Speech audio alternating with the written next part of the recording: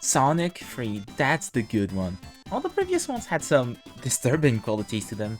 Sonic 1 started strong but tired out quickly, Sonic 2 was great for a longer amount of time but tired out strongly, and Sonic CD was just kind of doing its own thing. Sonic 3 though, it's bliss and one of the best Sonic games out there in my humble opinion. Now most of you probably know the story, but it bears repeating. This is actually one half of a game. The masterpiece known as Sonic 3 and Knuckles is its complete form, and Sonic and Knuckles its other half. In this channel, we will only talk about Sonic 3 and then the complete package for two reasons. Number one, this is the order I've actually played them as a kid, and generally I replay only either of those two. And number two, standalone Sonic and Knuckles is my least favorite game among those three. Okay, let's get into it. Like Sonic 2 before it, Sonic 3 is a game that significantly improves upon a lot of things. First improvement, this is a safe selection screen. Yeah, this is a first in the series if you have only been sticking to the Mega Drive games. And if you've been dabbling in Sonic CD before, well, was the screen this nice? Jumping into a new file, you get to see an in-game cutscene, that's also new! Sonic 3 has a lot of those, either played mid-stage to trigger something new in the level, or at the end of a zone to show how the characters travel to the next one, and I think it's very nice. In general, Sonic 3 is very good at making Angel Island, the setting of the game, feel like a genuine, interconnected place. Also helps that this is the most gorgeous levels I've ever been so far, just look at them! I really love the aesthetic of this game for both the characters and the locations. And there's also the fact that, see, Sonic 3 follows Sonic 2's level structure, 2 acts per zone, but not only do the first acts also now get mini-bosses, when you defeat them, the next act just starts! Right here, no fade to black! Okay, admittedly it doesn't sound as impressive nowadays, but back then it was a big deal, okay? We have a lot more to talk about, so let's just dig into gameplay first. Sonic 3 builds upon Sonic 2 specifically, so no super appeal out, but you do get a good version of Spin Dash. Sonic and Tails also now have unique moves. The Fox is able to actually swim and fly and even carry Sonic airborne for a limited time. Not underwater though, that's too difficult. Gotta wait until Sonic 4. Sonic's case is interesting though, he gets a new move called the Insta Shield, activated when you double jump. It creates a little attack around you for a few frames. It slightly extends your attack range, and allows to safely attack things that would otherwise harm you. You need to practice a bit to make the most out of it, but it can really prove useful. Its most interesting property though is the ability to change effects when you have an elemental shield, a new item in Sonic 3. Each have a different passive effect and a resistance to certain type of attacks, which both Sonic and Tails can harness. They also give you replacement to Sonic's Insta Shield as long as they're active though. The Electric Shield grants immunity to some electric hazards and attract the rings near you. Sonic Insta Shield then turns into a sort of double jump. The Bubble Shield grants immunity to certain attacks and you can breathe underwater. That is a big thing honestly. Sonic's Insta Shield then turns into a bounce which allows you to reach slightly higher spots too. And then you've got the Fire Shield. It grants immunity to fire hazards and weak projectiles.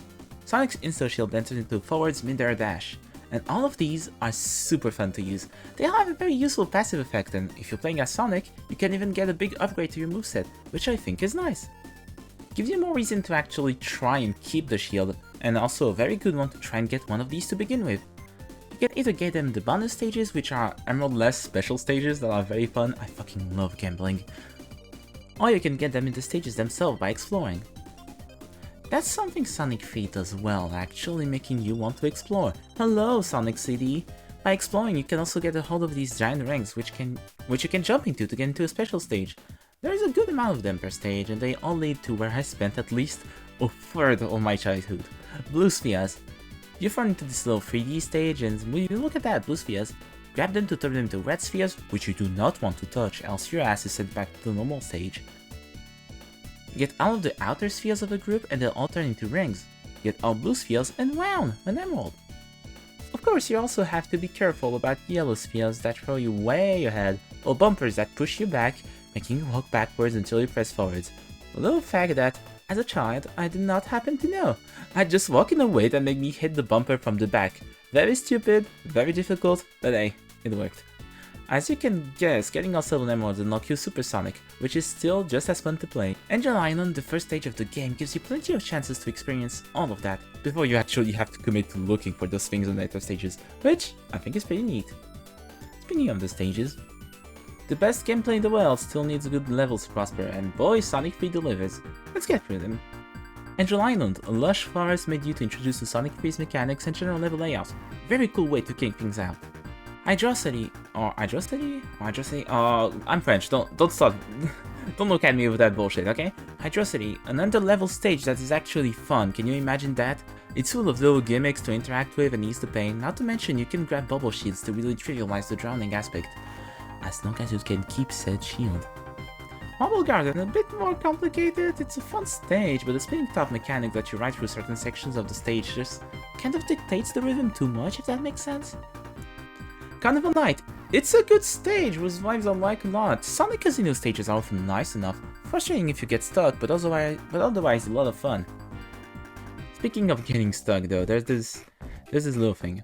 There's a Sonic 3 know full well what I'm talking about. There's this barrel, right? It goes up and down and up and down, and you just hop on it, right? And you don't know what to do, because jumping on it doesn't make it bounce far enough to reach the lower spot. And there's no route above or forwards, you just have to get through this thing. And you know, it's easy nowadays, it's super known at this point. Just press up and down, and up and down. But I played Sonic 3 in 2005. I was just a little baby on my computer, not understanding what the fuck I was doing wrong. And the internet wasn't that big back then. And to make it worse, I was French! I didn't know game facts back then, fuck that thing! Anyway, Ice Cap, cool as hell intro, nice little stage that doesn't overstay its welcome. Even the dreaded ice physics don't make it unfun. And finally, Launch Phase, it's a good stage, good aesthetic. I like some of the set pieces like the rocket flying off, it just doesn't feel like a final stage in difficulty or otherwise. But you know, makes sense, this wasn't supposed to be the final stage since, remember, this is the first half of an incomplete game. It does have a very funny side effect. You know how classic Sonic games usually suffer some nasty ass bullshit towards the end of the game? Sonic 3 doesn't have that. Sonic and Knuckles does. It's a bit unfortunate for the latter, and for Sonic 3 it mostly means that we're looking at a more Sonic 1 length experience, rather than Sonic 2 one. I'm kind of fine with that. Only kind of, but I'd rather have that than Sonic 1 or CD, definitely. The stages themselves, oh man, I love them. Their structure both allows to blast right through them or explore them for goodies. Nice ones, actually interesting ones. Bosses are mostly good. They keep flip-flopping between Sonic 2 and CD. Sometimes they're really cool and require you to do very unique things to attack the boss. Marble Gardens Act 2 boss, for example. You work with both Sonic and Tails Airborne to attack a flying boss. And if you're playing as Tails, the fight gets way harder, as you have to hit the boss with your spinning tails instead of throwing Sonic at him. Some of them, though, don't escape the infamous just damage boost lol curse of classic Sonic. But all in all, the stages, they're a joy to play, which makes the multiplayer look sad. With gallery revamps in Sonic 2, you no longer play full-length stages, but smaller, dedicated stages. You play like 5 loops, if I recall? 5 short loops of the levels. I don't like them. They're way too short and honestly just don't have anything going on for them. Maybe the music, I guess. Which, speaking of, the music in Sonic 3 is interesting. Mr. Michael of the Jackson happens to have worked on a few tracks of these games and it impacted its life cycle. Sega has its faults, but shying away from re-releasing Sonic games usually isn't one of them. Sonic 3, however, isn't too re-released, and a big part of why is because of the Jackson tracks. This game has basically 3 sets of tracks. The original tracks, loved, perfect, absolutely cool. The Sonic and Knuckles collection tracks, which correspond to the PC version of the same name of the game, it's less good, I don't really like it. Kind of hurts my ears. And Sonic Origins tracks, I also don't really like them.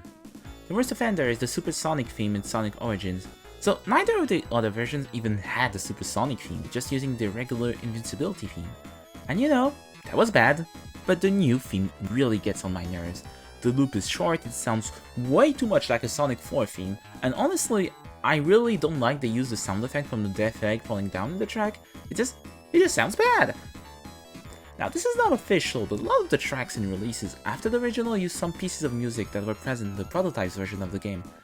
Quite possibly before Michael Jackson even got involved. And they just sound way better. There's especially this one theme which was theorized to be a Super Sonic theme that I really liked. You are listening to it right now.